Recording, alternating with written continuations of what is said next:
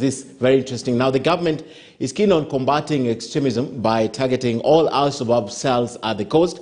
Now, the Coast Regional Coordinator, John Elungata, says there are 2 active cells in Kwale County which are aiming to eliminate. He, however, added that terror incidents had decreased immensely in the region and vowed to bring it to an end. He was speaking in Kwale County during a forum on preventing violence. Tobias Chanji reports. Coast region is among the areas that have borne the brunt of violent extremism. Some counties have reported incidents of attacks as well as area cells breeding extremism. The most recent cases being in Lamu County. You know, we have fellows we still pursue here in the name of, extreme elements. We still have 2 active cells that occasionally we get into trouble with the Huria and their colleagues in the human rights agenda. Here in Kwale, we have really been doing some work and a lot of work in that regard. But if we still have 2 cells, then that is something that we need to inquire. This was disclosed today as several national and county government officials from Kwale, Kilifi, Nakuru and Isiolo came together for an inter-county exchange forum on preventive countering of violence extremism.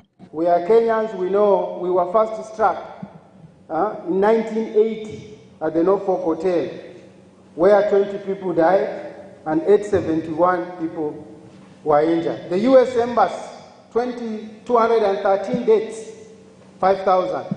Paradise Hotel here in Kilifi, Westgate. Garissa University attack, I teach at the university. And when you are killing people who are being prepared to take over leadership position in the country, I think that was one of the saddest and lowest moments of terrorist attack in this country. Mpeketoni attack, Nairobi Dusit attack. So all this triggered us to try and understand what is really happening. Human Rights Agenda, which was celebrating its 10 years of existence, has been behind a research on violent extremism that was developed into an action plan.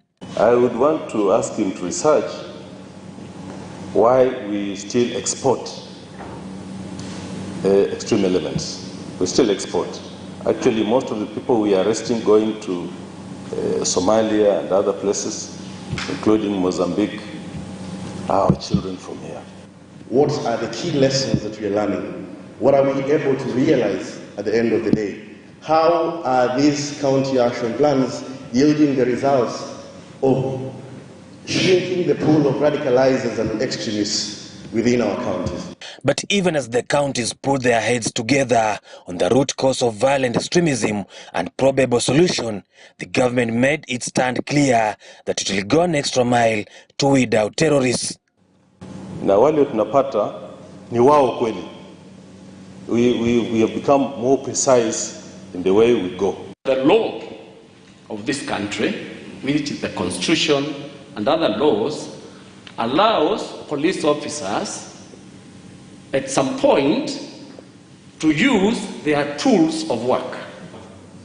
But before we reach that extreme end, where tools of work have to be utilized, what is it that we can do to prevent violent extremism? Tobias Chanji, KTN News, Kwale County.